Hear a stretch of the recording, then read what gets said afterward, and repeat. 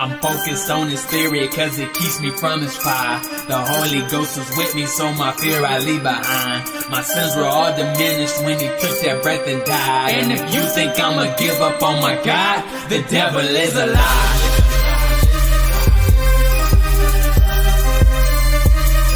The devil is a lie.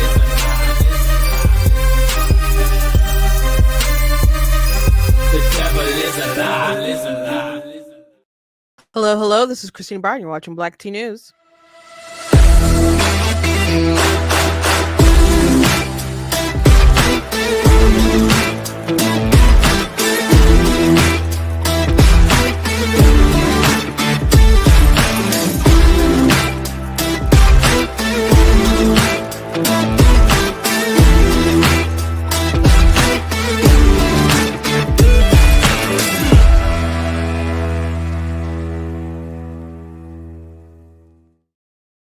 Hello, hello. Welcome to Black T News. I'm your host, Christina Barr, and today we're going to be talking about something going on in Florida. There's some drama because Ron DeSantis is trying to push through some. They tried to push through some bills called a special session to address illegal immigration, to act swiftly with President Trump and his agenda. And there are Republicans in Florida who didn't want to do that. They brought forth their own bills, and then their bills were very squishy on the topic, and they are trying to divert powers from the governor's office to agriculture, and they're squishy on immigration. And so there's like a lot of drama going on in Florida. So Ron DeSantis has defeated the Democrats, so that I guess he has to go and bully the Republicans. So we'll be talking about that. Also, I want to play this CNN clip. I meant to play it yesterday about Scott Jennings. He was on a panel and they brought up illegal immigration, and someone tried to bring up the different costs to different competitive businesses like construction and stuff, and then a guest rebutted with something so silly. And it's similar to all the other things I'm sure you're hearing, like, oh, but who will pick our avocados and other things like that, Kelly Osbourne kind of energy when she's like, who's going to clean your toilet, Donald Trump, when she said that years ago. But now it's Blueberries. So I think maybe she realized how absurd she kind of was in the midst of the conversation. So I got to play that clip for you. And also Anthony Mackie, who is playing Captain America in the new Captain America film, Brave New World. He did come out and respond to the backlash that he received for something he said during a press junket while he was in Italy. I think it was Italy, but he had said that Captain America represents a lot of things, not necessarily like the America part or whatever, and he listed other things, and it wasn't a great statement. And obviously people were very upset, like, how can you be Captain America and all these, you're not the character isn't representing America, you're not representing America. And so I talked about that for a lengthy amount of time a couple days ago. Maybe it was Monday, and I did say I wanted to have a little bit of grace for him, that he didn't seem like he was uber woke compared to like other people, and I just wanted him to clarify. And I expected that they would clarify. So he came out with a statement to address it. So I at least want to just conclude that story for you guys. So before we jump into everything, I want to encourage you guys to go to blacktnews.com, check out different content on my website, articles, reviews, etc. before Well, go to blacktnews.com, check out different content on the website, articles, videos, etc. If you like what I do here, please consider leaving a donation on the website because it costs to stream, run my site, all the good stuff. You guys want to give super chats. If you're watching on Facebook, on YouTube, you can. On Facebook, you guys can send stars if you want to do that. But the best way to support is to actually go to the website. You guys can also check out different merch that's available on the website as well. So go ahead and check out my different t-shirts and mugs and so on. Also, you guys can check out my books. I got stuff on Kindle Unlimited if you have that subscription. That's just all my fiction books. If you want some of my nonfiction books like Slay Your Fear and Of Course God is Blatantly Against Abortion, you guys are going to have to actually pick up the physical copy, or you can get the Kindle version of it too. It's just not on Kindle Unlimited. Yeah, so I encourage you guys to look at that stuff. But I want to start off by saying, I'm sure you guys heard last night.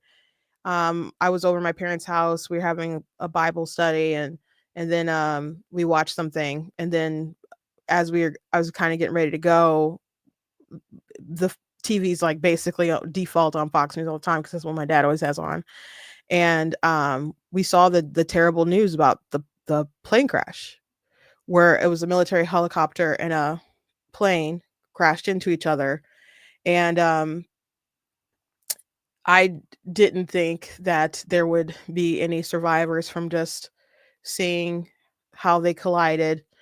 And then I'm like, oh gosh, maybe I'm too cynical and I need to be more hopeful. But there are no survivors unless there's something that changed from like a couple hours ago when I heard it. But they've shifted gears into just a recovery so the families can have the bodies of their loved ones. So there's nothing to do at this point other than, I mean, them finding out maybe what happened, but human error can happen. I know, people are throwing out different conspiracies of what could happen, etc. But right now it just looks like it was human error. And it's just hard to imagine. It's hard to think about because they were coming in, like they were arriving. They were just not too far from the ground coming in, and that collision happened. And there was a video that's gone viral of a man who was texting his wife just hoping that they would pull her out. And it's just awful. So my heart breaks for them. So just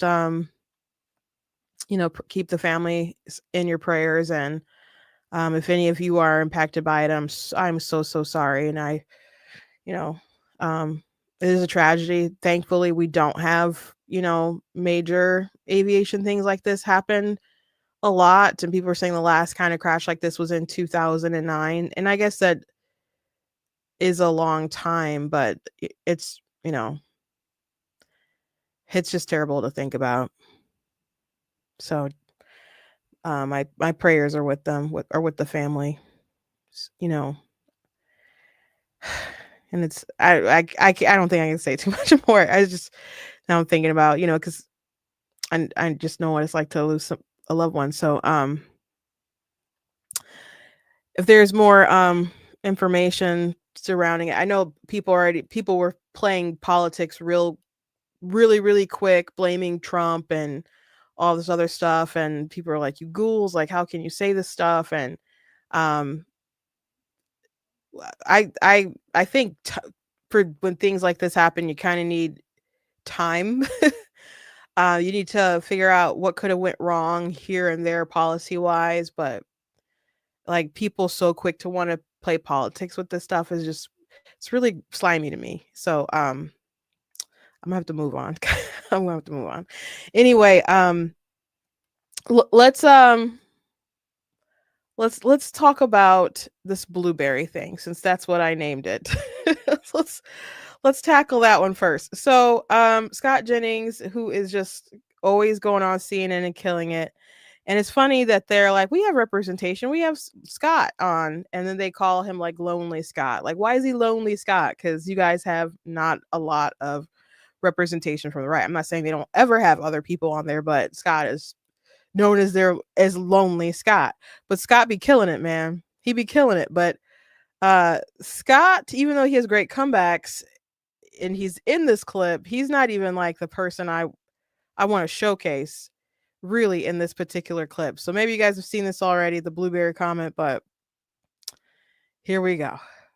That if you are trying to actively hire illegal immigrants, if you think that's best, if you are trying to game the system, if you are trying to help someone break U.S. federal immigration law, I think if we're going to have a true crackdown on illegal immigration in this country, it has to involve everybody who's participating in it. And I think you've raised a good point with this topic. And so employers and anyone else who's part of this pipeline, I think they ought to be put on notice. And you got to play by the rule. Everybody has to play by the rules. I don't want to hear that they're doing work that no one else will do. Talk to the guys in the building trades, plumbers, contractors. Picking strawberries. I mean, like, these I building can't trades wait. guys are being hurt I can't by wait. labor that shouldn't be here. I can't wait until American women can't get blueberries for their smoothies. I cannot wait until there is a full crackdown on all small businesses, as if that's going to be the solution to the immigration problem. It is just going to put immigration-related issues further into the darker corners. We're not going to see them. It's just going to become even harder to solve the problem. It doesn't make sense to punish individuals and people when there is a broken system. I mean, look, I think if you came here, Just to me, it just seems like they can't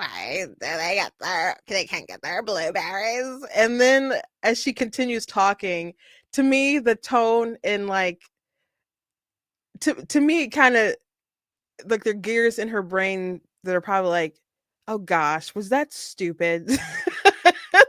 And if that's the case, the answer is yes.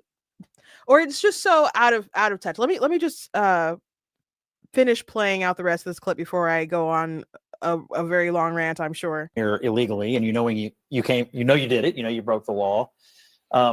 You have to understand it's a new day in America. And number two, I still think the case for total economic collapse, if we have some deportation, is totally overstated. I mean, it's obvious the priority is violent criminals, and the second priority is people with existing deportation orders. I think that's the vast majority of what's going to go on, for the next couple of years. And I don't think that's going to have any impact on the economy at all. But I wonder about just acknowledging the role of undocumented people in the economy. I mean, I think that's the part that's not happening. I mean, earlier today, Stephen Miller was on. People are acknowledging it, and they're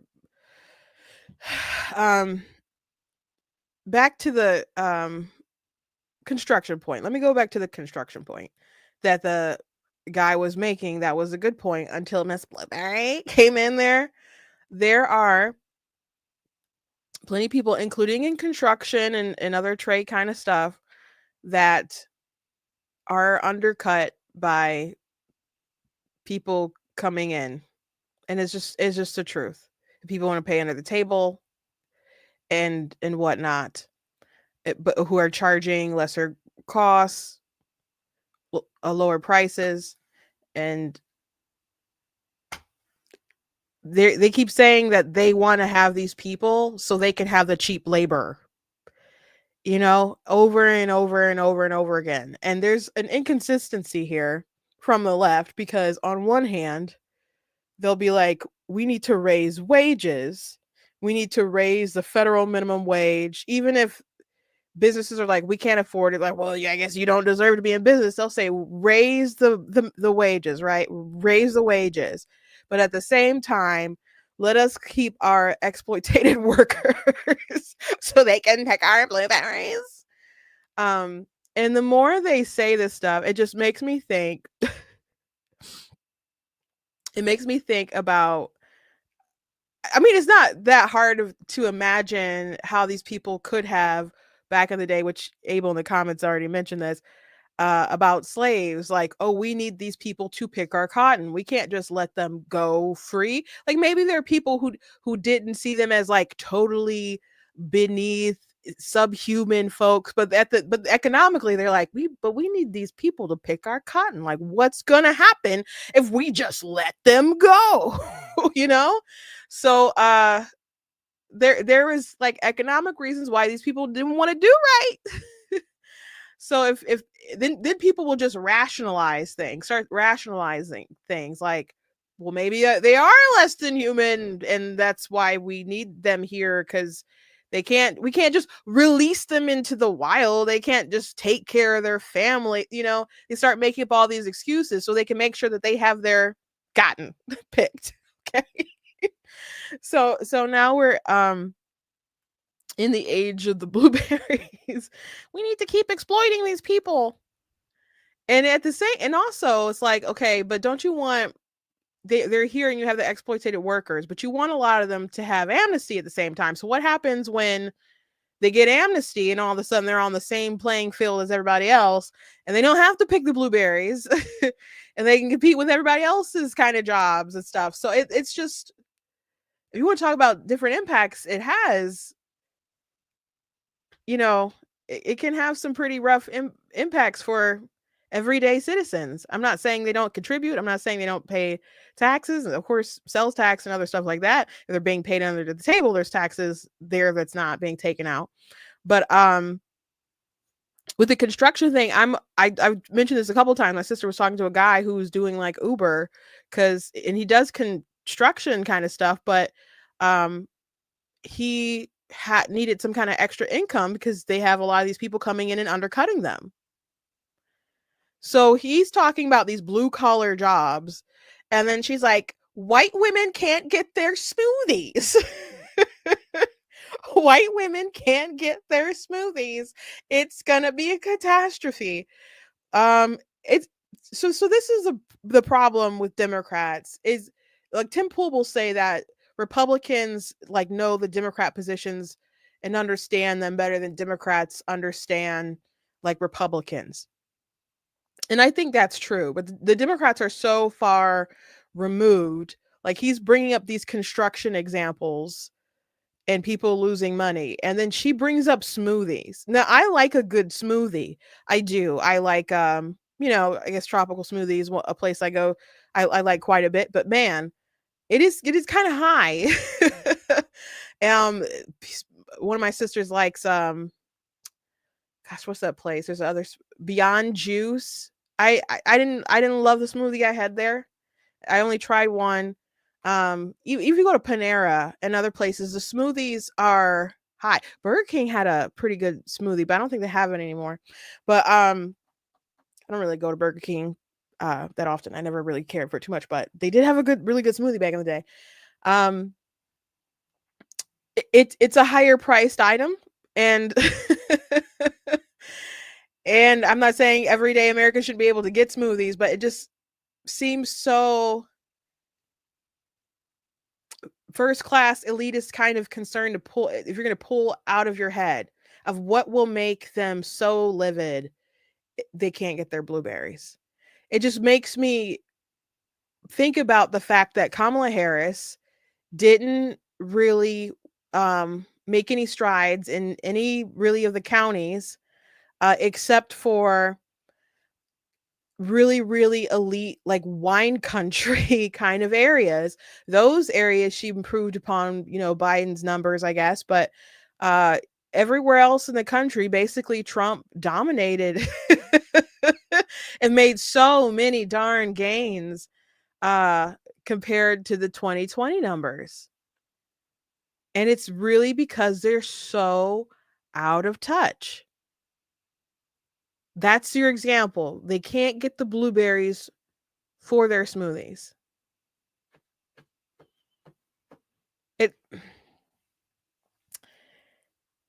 It's just crazy to me. It's crazy to me. I think,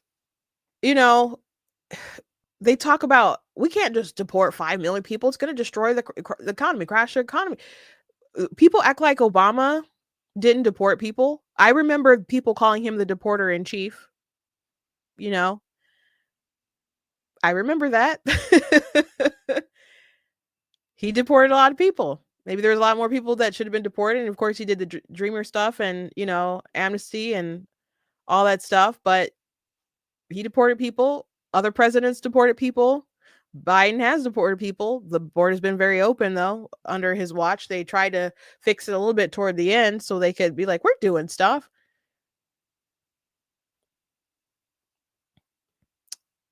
But we'll be okay. And it's funny that these leaders from around the world, like the leader of Mexico, was talking about how, the Mexican people are the backbone of the American economy and stuff, and how we need them. And it's like, why don't you want your people, though? Why don't you want your people, though? Now, I just want people to come in the right way. Like, I've known quite a bit of people who've had trouble getting in, who've done the process and became legal American immigrants. And I know people who in the midst of them wanting to get here, still having to go through hoops. Like I've talked about when we were in the Philippines, there was someone who was a volunteer for the State Department, and they were following us with a satellite phone in case we ever got kidnapped. But they were doing, that kind of stuff, hoping in one day, that they would be able to come over here too. I don't know if they ever made it to the US. That was a while ago, but it was very dangerous at the time when we went to the Philippines. There was it was at least 3 terror related things around that time. I really wanted to go have a layover in Japan because I was so into anime at the time. Like, I just need to lay over in Japan. I wanted to do things for the Lord, don't get me wrong, but I really wanted to lay over in Japan. So it was my dad and the 4 oldest of the 7, and we went to the Philippines for about 2 weeks. And we bless people, and touch people, and change lives, and so on. And I did get to lay over in Japan, but I got really sick though. It was kind of I was glad we did good work, but it was a little miserable. But so many people there wanted to be American citizens. So many people wanted to come over to the United States of America. I don't blame people for wanting to stay. It's an amazing place. It's an amazing place. But at the same time, when people know that they're not going to be sent back, you just keep creating these caravans and all these people who are coming, and it just incentivizes continuous bad behavior again and again and again and again.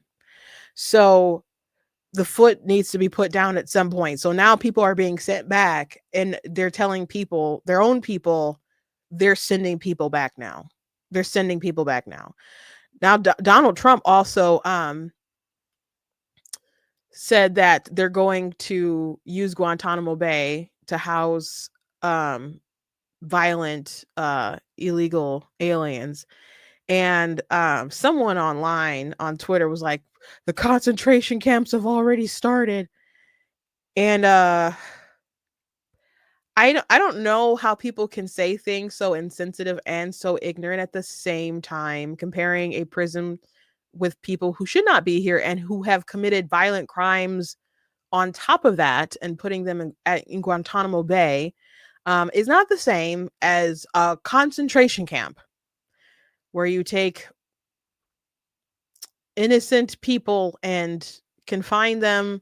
And I mean, there's other instances you could say, I guess, than the Holocaust, but that's what most people, their minds go to, where it was a holding place until they just systematically exterminated the Jews and other folks that they didn't care for, but particularly the Jewish people. So it's just not the same. It's not appropriate. And frankly, I was thinking that they should send them to Guantanamo Bay. So at this point, this man is kind of reading my mind, and I'm psyched about it. I'm psyched about it. But yeah, the Blueberry thing was silly for sure. And they're going to have to snap out of this and try to regain civilization. But even if you look at Kennedy's hearing yesterday and some of the things that were said, like I played for you guys yesterday the onesie back and forth with Bernie Sanders when he was saying, do you support these onesies? Because there was a website that from an organization that Kennedy was a part of, and they were selling baby onesies about medical freedom, or babies not needing to be vaccinated, or that the baby is free because they're not vaccinated or something like that. And so he's like, do you support these onesies? Do you support these onesies? And it's just really jarring to see something like that from a senator who ran for president. Just yelling about onesies to another Democrat colleague. So Kennedy said he had nothing to do with the onesies, and he doesn't have any authority. It doesn't work there, whatever. He's like, do you support the onesies? And he's like, I support vaccines. Okay. When in 2014, I ran for Congress in Michigan. It was the 14th district. 14th district doesn't exist anymore because we've had too many people move out of Michigan. So now we have fewer congressional districts, but 14th district. At first I was running for state rep, and then I lost my primary by like 6 votes, and then Christina Conyers had dropped out, and so they needed someone else to run, and so the panel voted for me, which I had just turned 25. So I was barely eligible to even do it, and I only had like a month or so to run. Now it's an 80-20 district, so it, once the Democrat won the nomination, which was Brenda Lawrence, she was done. Like she didn't show up for a debate we were supposed to have or whatever. She knew she's gonna get it. So anyway, I didn't win that election. And my dad was just like, you should run again. You should run again. And people do tell me that all the time. Like, Kristen, you should run. You should run. I don't want to run on for stuff, particularly for Congress. My dad's like, no, you should do it. You could do good. But then he's also talking about like the benefits I could get and, et cetera, et cetera. And I'm just thinking like, man, there's so many things I would rather do. I'm like, I would so rather write, and I would so rather do this and so rather do that. And the more that I just kept thinking about it, always think about these hearings. I think about these hearings, and there's really important stuff that can happen in these hearings. But so many times people want to grandstand and say the stupidest things. And it would be so annoying to go to work and have to be in front of these people like AOC and Bernie and even like some folks on the right, like some foolishness sometimes that went on with like Matt Gaetz and some of that stuff. Like it would just annoy me. I'm like, can we do real work instead of like this grandstanding nonsense? Like everybody pretending like Kennedy wasn't your boy like 2 seconds ago.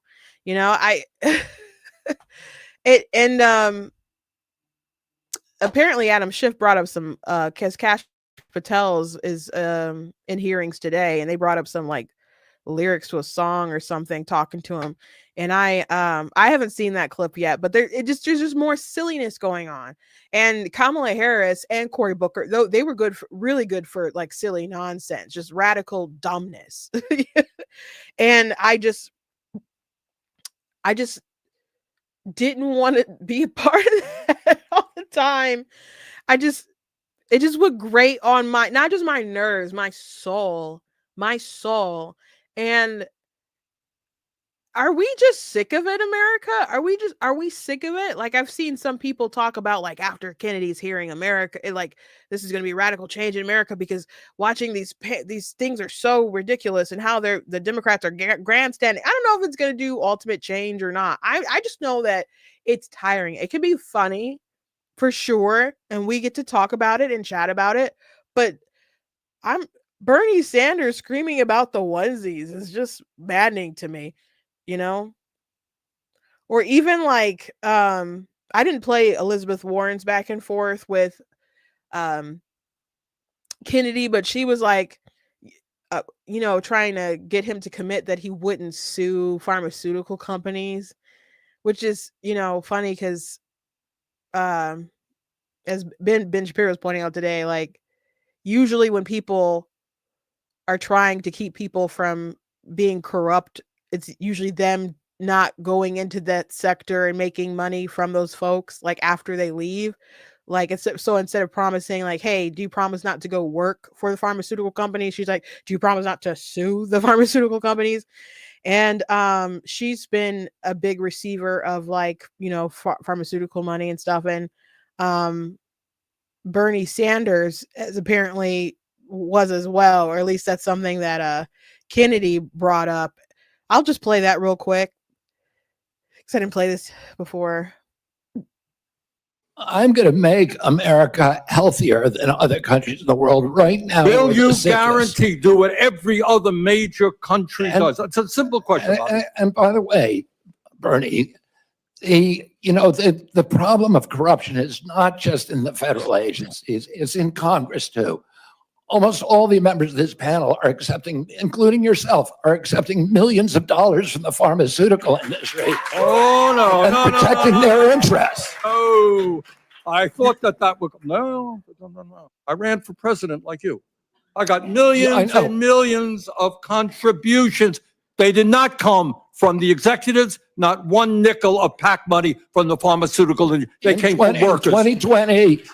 In 2020, you were the single largest Because I had receiver of small pharmaceutical money. contributions from workers all over this country. Workers, You were the not a nickel from corporate Bernie, you were PACs. the single largest acceptor of workers- pharmaceutical dollars. No, from workers in the industry. 1.5 million. Yeah, out of 200 million. All right, but you have not answered. Last question. You have.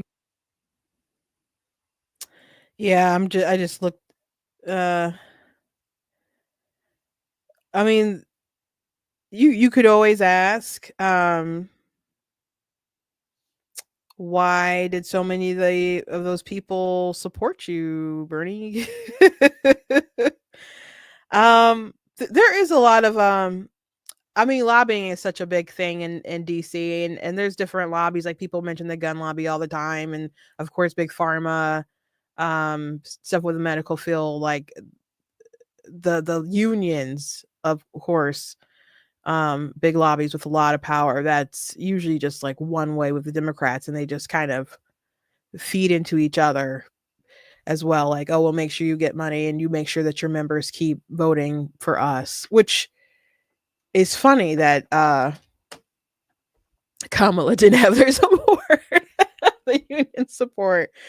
But there was a I didn't talk to you guys about this, but there was I think the union president did an interview talking about how the members had like 16 questions that they gave out to people and that they wanted them to answer. And I think Trump was the only one who answered all of them. And Kamala Harris would only like answer 3, and that she wouldn't really speak to the folks really. And they just kind of let it be known, like, we can win without you. Like, so I'll have to find that and show it to you guys. I don't think I can find it today, but I'll have to show it to you guys some other time. But the arrogance of these people was just absolutely absurd. And now Kennedy, who is going to maybe get this position on Trump, who's nominated, I'm sure that was their deal, and Trump was good on his word for the nomination. Kennedy contacted Harris's people first, and they didn't want a deal or anything. So that I don't know why they were so arrogant, especially since their people knew that there was data, like internal polling, that had her behind. So I don't understand the attitude, that they had regarding these different groups. Maybe they just figured they would get in line. Maybe they had a similar attitude like that Trump kind of had with like pro-lifers and other folks, kind of like, where else are you going to go? But Trump spoke to union people in 2016, and he got a lot of their support too. So I don't get these people. I don't get them at all. And Biden and Kamala still had to fight for like union support. Like Biden, the union folks, I mean, a lot of them like Trump, but like the leadership and other folks still like Biden. But when Biden ran in 2020, they like went to different groups and organizations and tried to give them assurance and stuff. But it didn't seem like she really tried to win their vote, Seems like he spoke to the common man, just speaking out loud, and woman. Yeah, I think that's a gift that Donald Trump has, to speak to the common man and woman, and he does it. Like, a lot of people talk about how simply he speaks to folks too, and I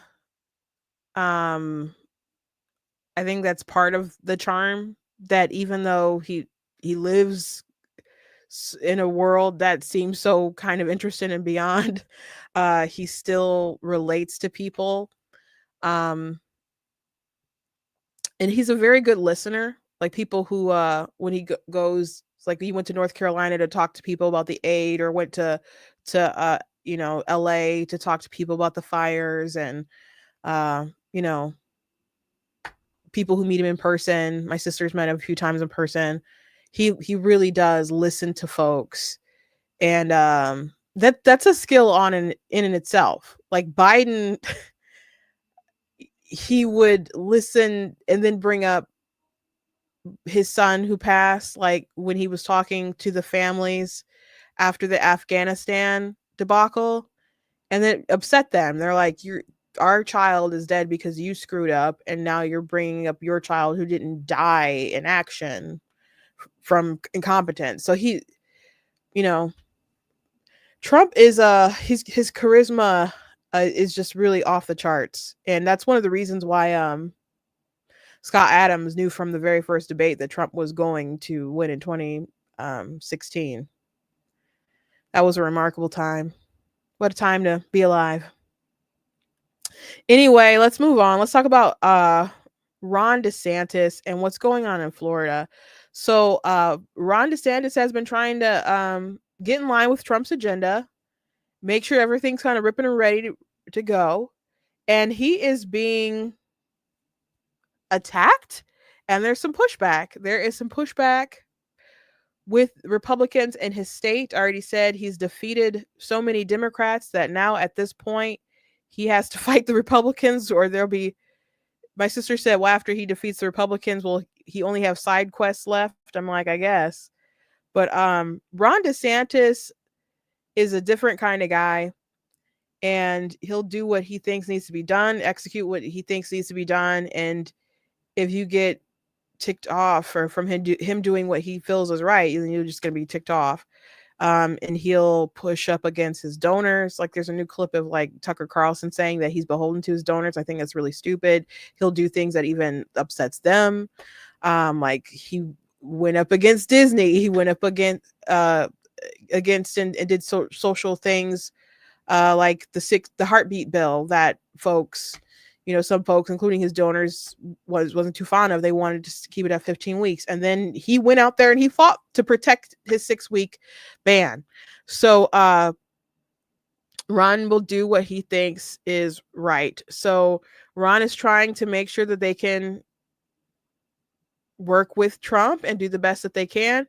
And he wanted to call a special session and have them do some bills. And the Republicans decided to not do that, to end that special session and then start their own session and make their own bill. And their bill is really squishy as far as illegal immigration. So I'm going to let Ron talk a little bit. So we called the special session of the Florida legislature in part to focus on immigration enforcement and to assist the Trump administration in this historic effort to finally have enforcement of immigration laws and secure our country once and for all. The legislature did not want to do it. They said it was premature, but they did come in today and gavelled in on their session on immigration. We had a series of very, very strong proposals. While they included some of the things we said, most of the stuff that's really, really going to be meaningful was not in the proposal put forward by leaders of the Florida legislature, the Republican leaders. You have to have a requirement that state and local entities actively cooperate with immigration enforcement federally. Otherwise, none of this stuff is going to amount to much. They gutted the interior enforcement provisions that we had where we're all working in unison. It's not enough to just say we're not a sanctuary state, which we're not. It's not enough to just say we don't have sanctuary cities, which we don't. We need everybody on board. We got to work as a team. Otherwise, this stuff just isn't going to work. They also bizarrely strip immigration enforcement power from the governor and give it to the Commissioner of Agriculture. But agriculture has not exactly been known for immigration enforcement. So it's almost like the fox guarding the hen house. It was bizarre. Because they're trying to save the blueberries. It's going to affect the blueberries. Sorry. I think it was more a sop to folks who want cheap labor. That is totally bad policy. That can't happen. They also bizarrely didn't include things we know needs to happen. It should be a crime for an illegal alien to register to vote. We've been trying to do this for years. Now's the time to do it. They did not include that in their proposal, which was very disappointing. And then we also need to crack down on illegal alien gangs. We had very strong provisions to do that. That was not in what the legislative leaders proposed. Now, they've named this bill the Trump Act, but that's a misnomer because President Trump's been very strong coming out of the gate on immigration enforcement. He wants to solve this problem once and for all. The bill they did is more window dressing. It is not going to solve the problem. We're not here for theatrics. We're not here to do messaging bills. The only thing we need to do is to do things that are going to actually solve the problems for Floridians once and for all. People of Florida have spoke loud and clear over many election cycles that they want to be strong on illegal immigration. We have so many great potentials to be working collaboratively with the federal government. I've been speaking with folks in the administration, but what the legislature do not only will not allow us to do it, it will actively inhibit some of the things we're already doing. So now's the time to be tough. No squishing out here. We got to get the job done. And that is Governor Ron DeSantis of the great state of Florida. By the way, Belt Loop 29, thank you. Apparently it's the first time you on my channel. I do stream Monday through Friday at 4 p.m. Eastern time. So for about at least an hour. We usually go over, I guess an hour and a half is probably about what's normal, but it's just usually supposed to be an hour. But thank you for coming in, popping in and chatting with us and stuff. So they are pretty squishy and really catty as well. Right now, some of these folks in Florida who don't want to do what the governor wants. It's really strange. That's not strange. I guess it's strange they thought that they could get away with it, trying to move the powers from the office of the governor to the Agriculture Commission. That's odd. So people have been pointing that out. Different errors. I think it's really funny that they thought that they could get away with voting for it and just call it the Trump Act. And DeSantis, I don't know if he's already vetoed it, but he said he was going to veto it because it didn't do enough. And I like the fact that they're like, no, we don't want to do something that just virtue signals. We want to do something that's actually going to put a crack in this stuff. And so I was having a lot of conversations like during the election cycle. This is back when Biden was still like the nominee and he didn't get pushed out. And I guess it was about last February because I remember I think I called my sister and was talking. I remember being at Frankenmuth for my older sister Katrina's birthday. And I called my sister Gina. I just kind of remember being in like the hot tub area. It was really nice. It was like an adult pool area. So and I had got out for a second and I just called her to talk about immigration and other stuff going on. We talked about Fani Willis and that trauma that was happening and how dumb she was with her boo, and it just destroyed their whole case. And I was talking about and I also brought up immigration. And I was just saying that the problem is so bad. And I don't know how much Trump can change or will be willing to do to make a big change. Because if he does everything via executive order, like he can stop the bleeding, he can stick his finger in the dam, but that doesn't mean that it's not going to bust down eventually, or that or if he stops the bleeding that for a little bit, that everything's healed or whatever. So I said they're going to really need to do something about that wall. They're going to need to make some major policy changes that will get passed through legislation. I said the best thing that they could do that will make one of the biggest impacts is the birthright citizenship, but doing that via executive order, someone could reverse that. But now it's in the courts, or it's been challenged, and they'll keep challenging or whatever, probably up to Supreme Court, and maybe their argument will win, maybe it won't, and it'll get struck down. He gets to say that he tried, but I don't think it's good for us just to try with this. And it could the scam, it could succeed. Who knows? I just don't think the court will do something that's sweeping that'll just dramatically change our country like that. But I think that does need to go. Like I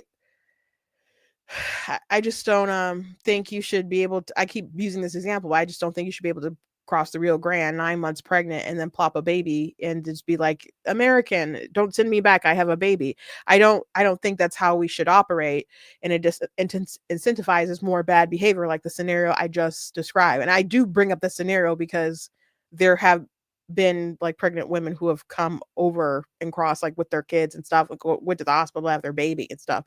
So it's just something I don't want to see. It shouldn't happen. It's endangerment. And again, it incentivizes bad behavior. And then then people are like, well, you can't send me back because you're going to separate the families and so on. So even if they can't change it via executive order in the courts, you can't just, well, they can, I guess, reinterpret it or go back to the original intention of it. Even if that's not the way to go, I said even campaigning on it, like explaining the issue and getting Americans on board and actually like doing what you need to do through the legislature and Congress or whatever to change it, even if it means, altering the Constitution and just adding another amendment or something. I think that's worth doing for the long run for our country. But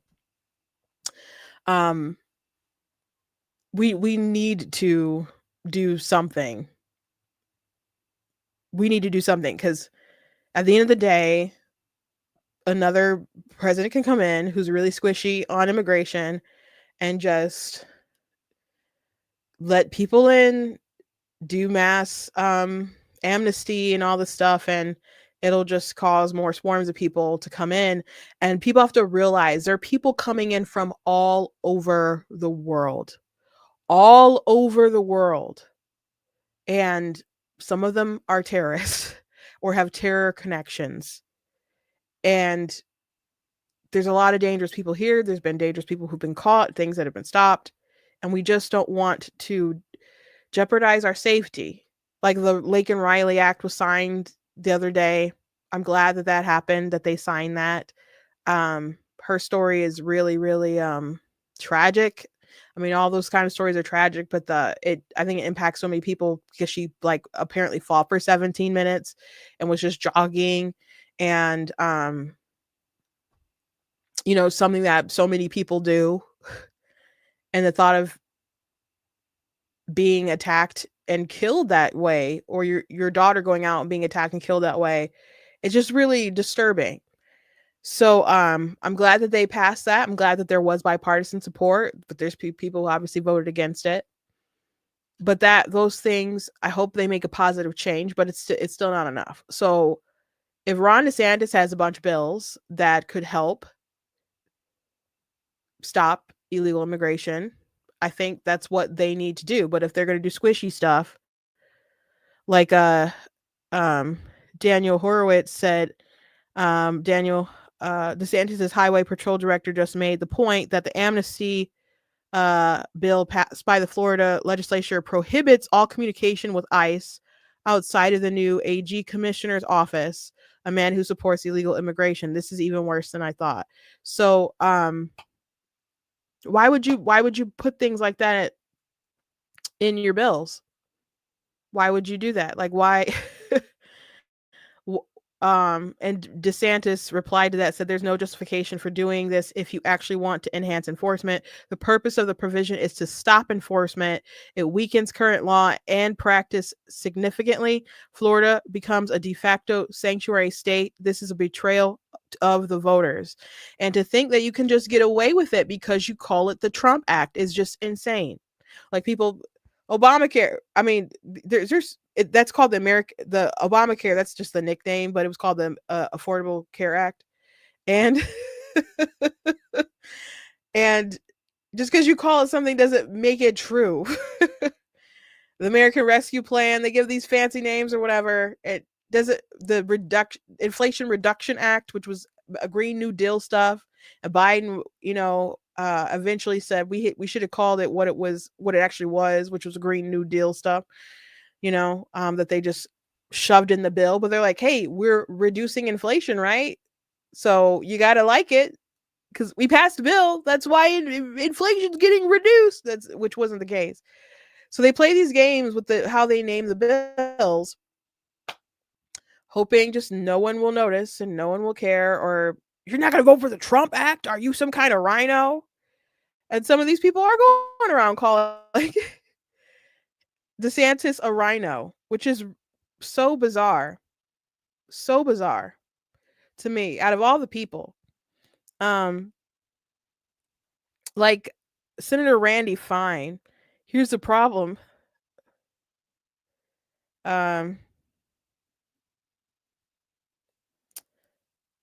Because he had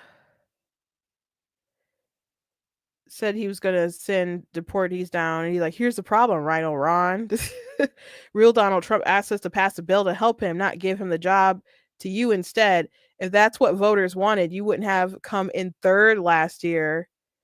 So he's saying sign the Trump Act and stop making all about you, Ron DeSantis. Like that's the route they're going. But DeSantis already put out like different plans that he wanted to do, proclamations. And guess who said thank you?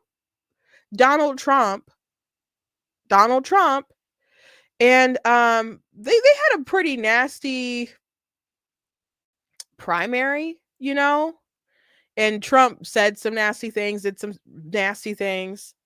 Like they had a bingo card, and like they had on the bingo card that they made, it was like every time Ron DeSantis defends slavery. So just crazy stuff that I didn't appreciate. But I think they're kind of over it to a degree. Now maybe Trump's not totally over it because he is petty, but and I don't know how in his heart, but they talk. Now, from my understanding, there's people around Trump who are like, "Nah, we hate that guy." And from my understanding, Pete Hegseth and DeSantis were both considered for DOD, and folks around Trump were like, "Nah, we don't like that DeSantis guy," or whatever. But those names were thrown out there. So if he was considering putting him in the cabinet, which I'm glad that he's staying as governor, I think that will serve the state of Florida well, and whatever he wants to do later, he should go ahead and give it a try. But these folks who are so Ron is a rhino, it's crazy. It's crazy. I don't. He's such a good Republican. But they're trying so hard to get something passed just because they call it the Trump Act.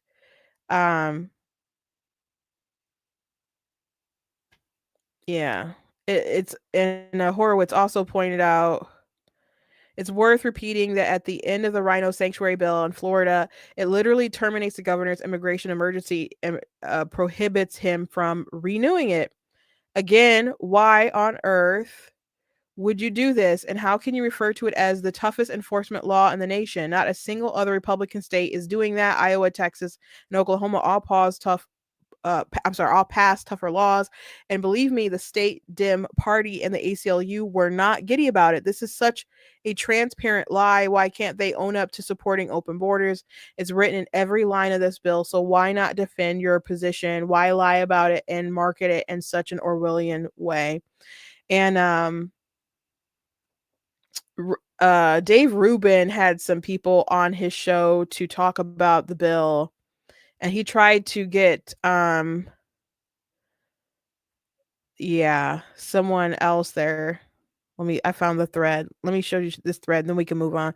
So he had added Daniel Perez is backing out of defending the bill he authored because he doesn't want to debate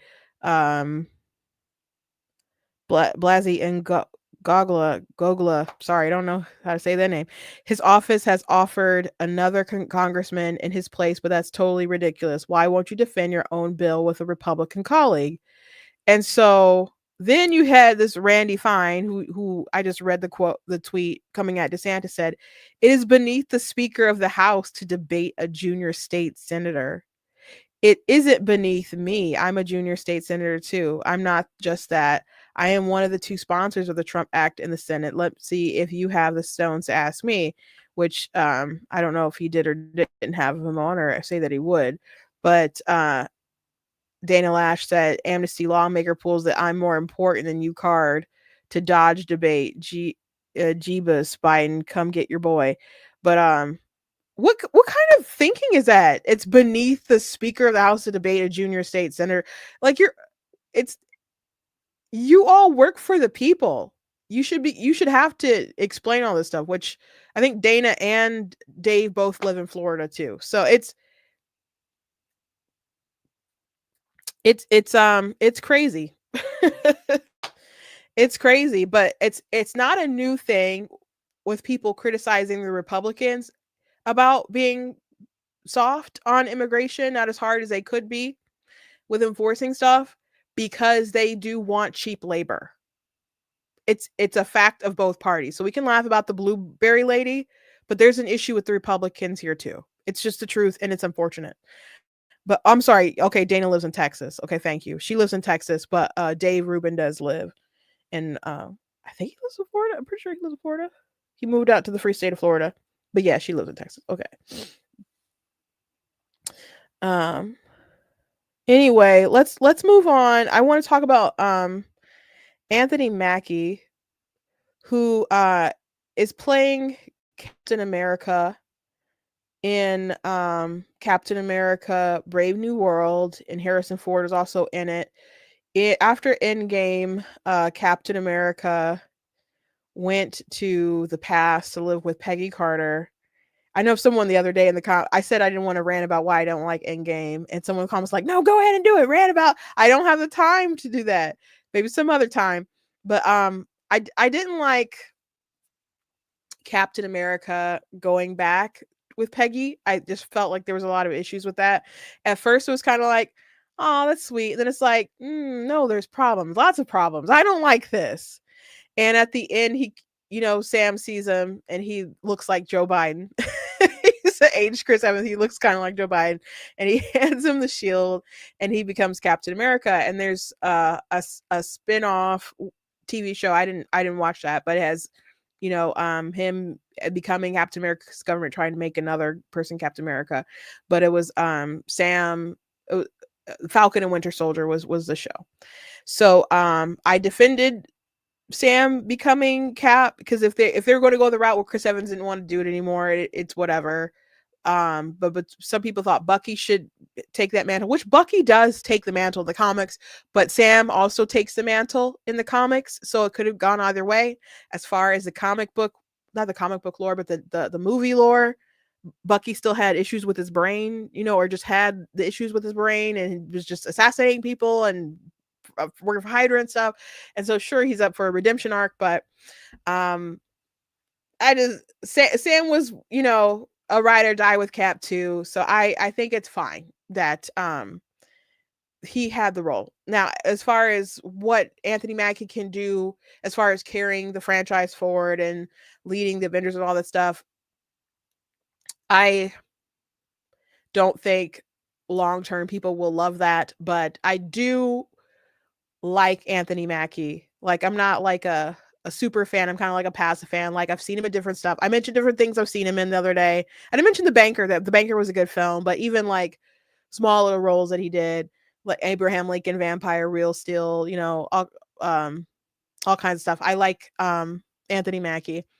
I've liked different interviews that he's done, and he seems kind of more like a traditional guy. So I was kind of thrown for a loop a little bit with his comment that he made when he was on the press junket. He was not in the US, and at the time, I'll go ahead and play that clip, but I mostly want to talk about this today because he did make some comments to clarify that he loves America. So this is what he said. For me, Captain America represents a lot of different things, and I don't think the term, America should be one of those representations. Like, it's about a man who keeps his word, who has honor, dignity, and integrity, someone who is trustworthy and dependable. You know, it's kind of, this is kind of like an aspect of a dream coming true. You know, when I was a kid, you know, all of us as actors, I believe, want to get back to that day. Okay, so now the rest of that what he says doesn't have anything to do with the rest of the part, but the line that people were flipping out about was for me, Captain America represents a lot of different things, and I don't think the term America should be one of those representations. And I read different quote tweets and different things that people were saying, like, oh, I don't think Pizza Hut represents a lot of things, but I don't think it should be pizza should be one of those things. Like that's the kind of the silliness of the kind of comment that he made. So there was a lot of backlash, enough that I don't know if he decided to make a post or Disney was like, bruh. I'm sure Disney probably was like, bruh. Because they've had reshoots and they're obviously trying to make their money with this film and whatever they have going forward with the character and the Avengers and different plans that they have in the future.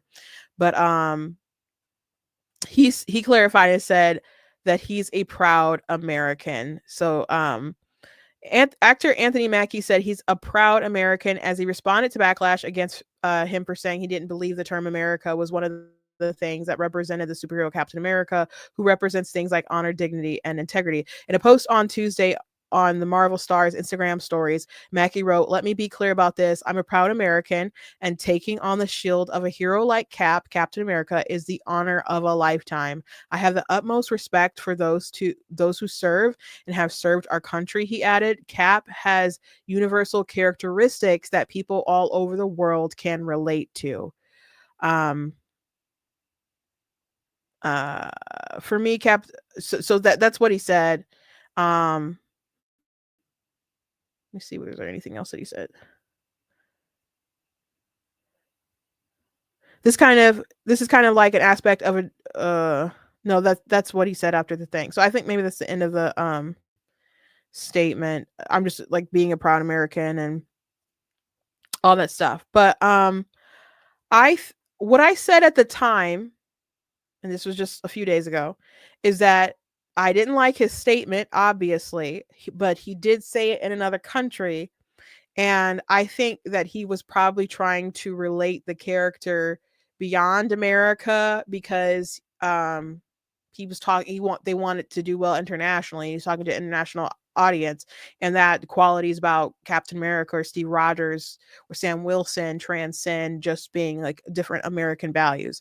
Now he could have just still stood up for not said that comment and been like, what's great about America are these certain values and ideals, but I don't believe that those certain things are specific to just America, and those values and attributes are in people all over the world. And so, you know, there was a way better way that he could have said what he said, but I didn't think it was like meant to be like really hateful and malicious. That this isn't like, I don't get that vibe from Anthony Mackie, you know. I don't think he's some kind of commie weirdo or something. And he's probably less lived than the last Captain America. But I'm glad that he came out, because I kept saying I would have liked for him to have clarified, and I don't even think it registered probably that he said something that was kind of going to be so wrong. Usually Anthony Mackie goes on press junkets with people and he'd be like the cleanup guy and other stuff. I mean, he's funny, you know, and cracking up jokes and stuff, but like Tom Holland he'd be the one who'd be like spilling secrets, and it was like Anthony Mackie had to kind of keep a leash on him a little bit. So it was a little surprising to see that screw up, because I'm like, obviously that's not a great thing to say, and people are gonna take that and make it explode. But there's a lot of really, really woke actors and really, really woke people. I just don't get that vibe from Anthony Mackie. Maybe I'm wrong. Maybe there's a lot of interviews that I haven't seen and sat down with and watched. I just kind of passively like him. I'm not like oh my gosh, let me find the algorithm for Anthony Mackie and just watch a bunch of his videos all day. But I don't know. I feel like I'm a little justified or proven right, at least by his comment, because the comment at least emulates what I think that he maybe meant and what he was trying to do. But it was a very unfortunate statement. So he's not like, people are like, we need to give him the Rachel treatment with the girl who's playing Snow White. That they're not in the same realm. They're not in the same league. Not at all. Not at all. So I don't know how many people were deterred from actually seeing the film because of those comments, but I don't know. I still don't think the movie's probably going to do great. I don't know how if it's going to be a good movie at all, but I think he's a talented actor. I just and I'm not, and I don't know. It's not that I don't think he can lead a movie. I just think so many people, when people take over the mantle of Captain America, it eventually goes back to Steve Rogers. Like, so much of this, not that Sam Wilson isn't a great character and other people aren't great characters, but someone made the point of like Sam getting an upgrade to Captain America, like that's how people, like, he got some kind of promotion. And I can't remember who made this point. Maybe it was Eric July or something, maybe, but it was probably like in a thread, maybe in his comments or just somewhere. I can't recall. But someone made the point that he was his own original character. He was his own original hero. And taking over someone else's mantle and role, just, is it really an upgrade unless you view just Falcon as just like a lesser kind of person, but you were your own person and now you're a second to someone else and what they did. So yeah, you being your own original character was a cool thing. Sam Wilson is a great character. And you don't have to be Captain America to still be a great character. I like Sam.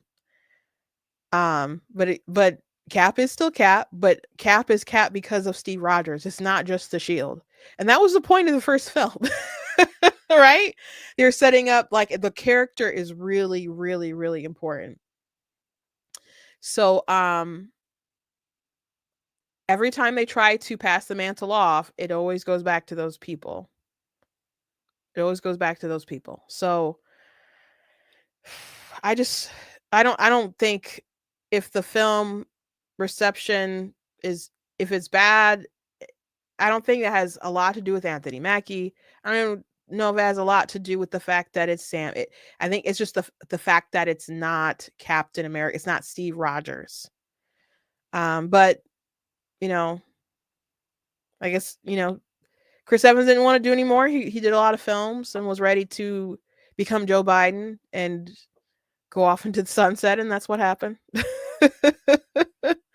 That's what happened. I didn't like the ending, and the ending of his story. I just felt like it just created too many problems. Endgame created like a lot of kind of problems for me. But to answer, there was a question about, I guess my sister answered it, about what kind of streaming software I'm using.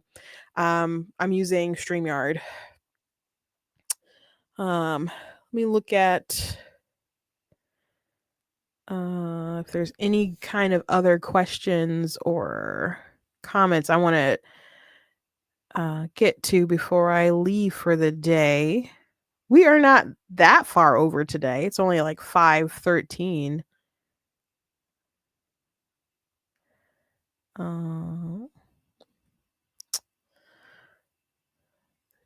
See you guys laughing about the blueberries. The blueberry stuff was just hilarious to me. Just so flippin' out of touch. He will always be Falcon, and Disney should have made a movie for that character. I don't think people would have. You know what? I don't know. Disney in Marvel, they used to have such magic, and I don't know what they did. Maybe some of it is fatigue. Some of it is bad writers, or a lot of it's bad writers and people just trying to. I think a big thing is like sometimes writers or will just get too involved in their own hype, and then they'll just have too much of a thing that worked, and it becomes too much. Like people talk about the Marvel humor. Sometimes it's just too much.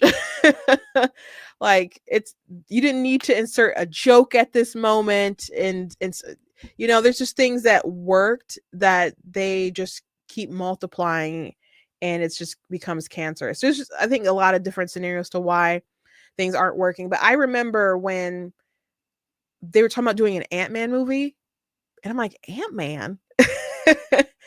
An Ant-Man movie? Like what? Who's gonna watch that? And then they're like, well, we're gonna make it like a spy, like a heist movie and all this. I'm like, who's gonna watch Ant-Man? And do you know who watched Ant-Man? I watched Ant-Man.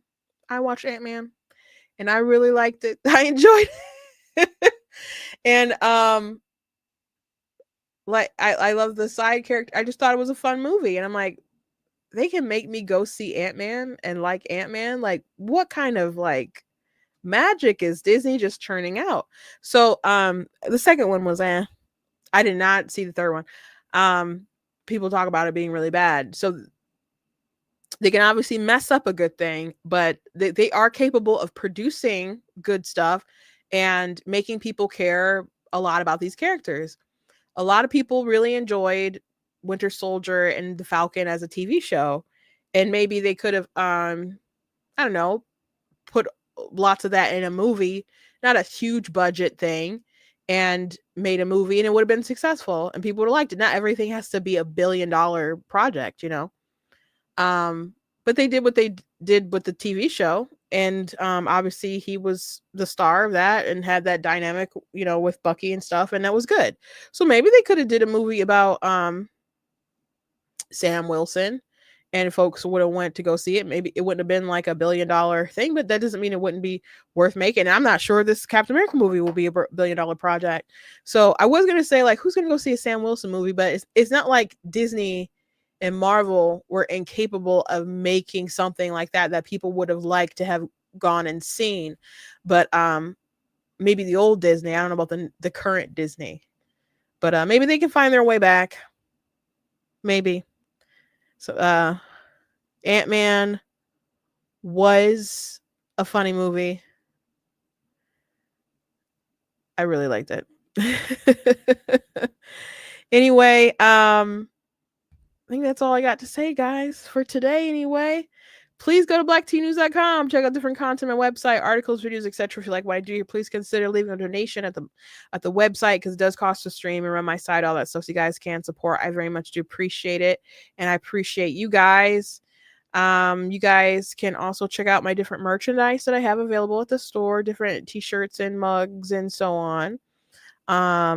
You guys can also please check out my different books that I have available at the store. On Amazon. If you go to blacktnews.com and go to merchandise page, there's a banner that'll take you to my book website. But there's a link in the description also, if you're watching on Facebook and YouTube, that should take you to an Amazon page where you can see some of my stuff. And my book, of course, God is Blatantly Against Abortion, covers rights, science, a bit of philosophy. I'm no philosophy bro or anything like that, but it's got some of that stuff in there, and just covers a lot of objections, and if you aren't religious, it covers that stuff too, but it breaks it down just really well. And I also encourage you to check out some of my fiction stuff. Most of my books are fiction, and I do have books on Kindle Unlimited if you guys want to read some of that stuff. All my fiction are available on there. If you guys want the nonfiction stuff, you guys will have to pick up the paperback or read it on Kindle itself. But if you have the subscription to Kindle Unlimited, you can actually read all my fiction works there. And I see some people, like, because I can look at the pages and numbers and stuff on a daily and see what they're reading. People are reading, like, I have a cursed series where it's like vampires, werewolves, and like mermaids and stuff. And so I see people going through those. I'm like, yes, yes. So, and they're all like, there's like going to be like 3 books of each. And then eventually, and they intersect a little bit, but then there's going to be like a book where they're all the characters are combined. So that is a long project. That is a long project. But if you're interested in, since Black History Month is very soon approaching us, I do have a historical fiction fantasy book that's very cool that you guys can check out. And again, that's available on Amazon. Thank you guys so much for joining me today. I look forward to the news tomorrow. God bless you all. Have a good day.